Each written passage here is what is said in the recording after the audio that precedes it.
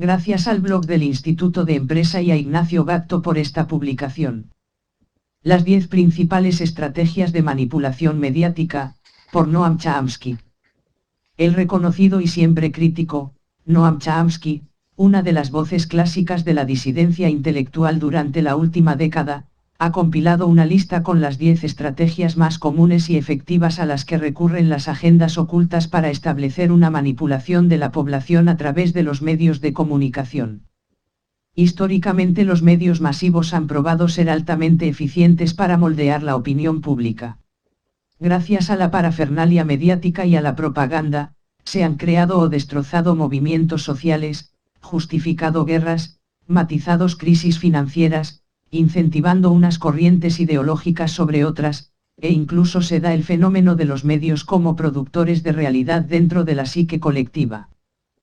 Pero ¿cómo detectar las estrategias más comunes para entender estas herramientas psicosociales de las cuales, seguramente, somos partícipes?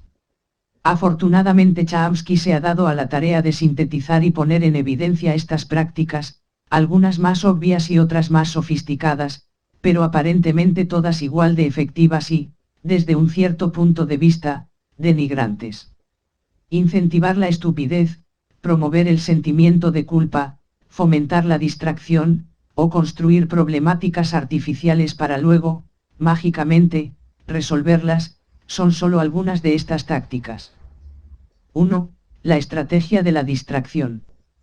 El elemento primordial del control social es la estrategia de la distracción, que consiste en desviar la atención del público de los problemas importantes y de los cambios decididos por las élites políticas y económicas, mediante la técnica del diluvio o inundación de continuas distracciones y de informaciones insignificantes.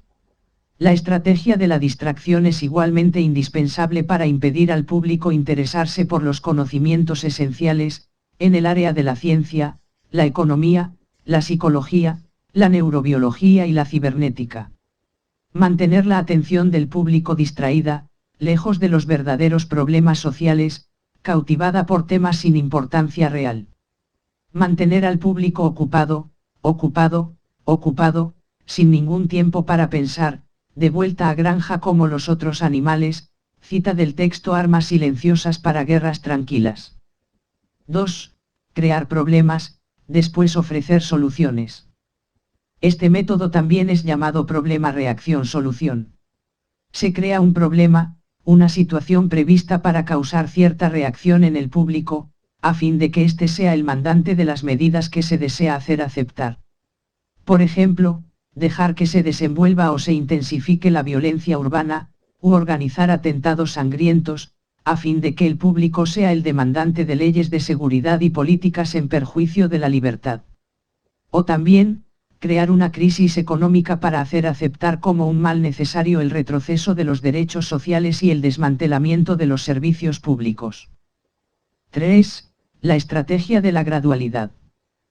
Para hacer que se acepte una medida inaceptable, basta aplicarla gradualmente, a cuentagotas, por años consecutivos.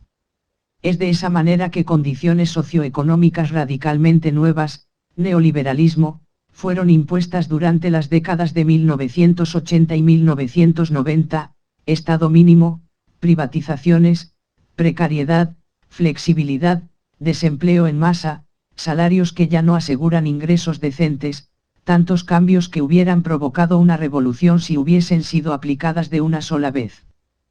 4. La estrategia de diferir. Otra manera de hacer aceptar una decisión impopular es la de presentarla como dolorosa y necesaria, obteniendo la aceptación pública, en el momento, para una aplicación futura. Es más fácil aceptar un sacrificio futuro que un sacrificio inmediato. Primero, porque el esfuerzo no es empleado inmediatamente. Luego, porque el público, la masa, tiene siempre la tendencia a esperar ingenuamente que todo irá a mejorar mañana y que el sacrificio exigido podrá ser evitado. Esto da más tiempo al público para acostumbrarse a la idea del cambio y de aceptarla con resignación cuando llegue el momento. 5. Dirigirse al público como criaturas de poca edad. La mayoría de la publicidad dirigida al gran público utiliza discurso, argumentos, personajes y entonación particularmente infantiles, muchas veces próximos a la debilidad, como si el espectador fuese una criatura de poca edad o un deficiente mental. Cuanto más se intente buscar engañar al espectador, más se tiende a adoptar un tono infantilizante. ¿Por qué? Si uno se dirige a una persona como si ella tuviese la edad de 12 años o menos, entonces, en razón de la sugestionabilidad, ella tenderá, con cierta probabilidad, a una respuesta o reacción también desprovista de un sentido crítico como la de una persona de 12 años o menos de edad. 6. Utilizar el aspecto emocional mucho más que la reflexión. El uso del aspecto emocional es una técnica clásica para causar un cortocircuito en el análisis racional, y finalmente al sentido crítico de los individuos. Por otra parte, la utilización del registro emocional permite abrir la puerta de acceso al inconsciente para implantar o injertar ideas, deseos, miedos y temores, compulsions, o inducir comportamientos. 7. Mantener al público en la ignorancia y la mediocridad. Que el público sea incapaz de comprender las tecnologías y los métodos utilizados para su control y su esclavitud.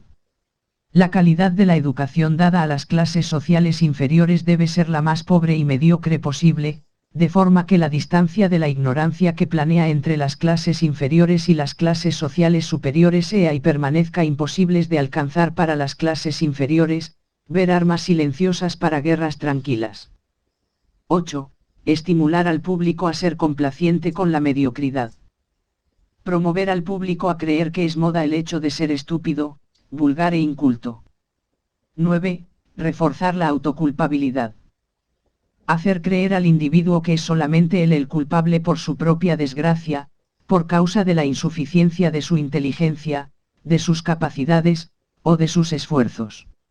Así, en lugar de rebelarse contra el sistema económico, el individuo se autodesvalida y se culpa, lo que genera un estado depresivo, uno de cuyos efectos es la inhibición de su acción.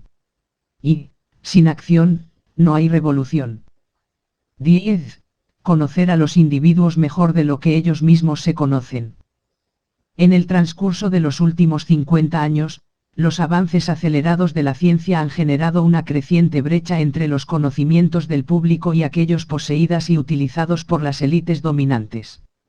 Gracias a la biología, la neurobiología y la psicología aplicada, el sistema ha disfrutado de un conocimiento avanzado del ser humano, tanto de forma física como psicológicamente. El sistema ha conseguido conocer mejor al individuo común de lo que él se conoce a sí mismo. Esto significa que, en la mayoría de los casos, el sistema ejerce un control mayor y un gran poder sobre los individuos, mayor que el de los individuos sobre sí mismos. Llevando una correcta comunicación basada en estímulos y percepciones, se puede aplicar la manipulación mediática de manera ética a nuestra empresa. Lo vemos viable y estratégico, siempre y cuando se mantenga una moral limpia y responsabilidad empresarial y social en todo momento.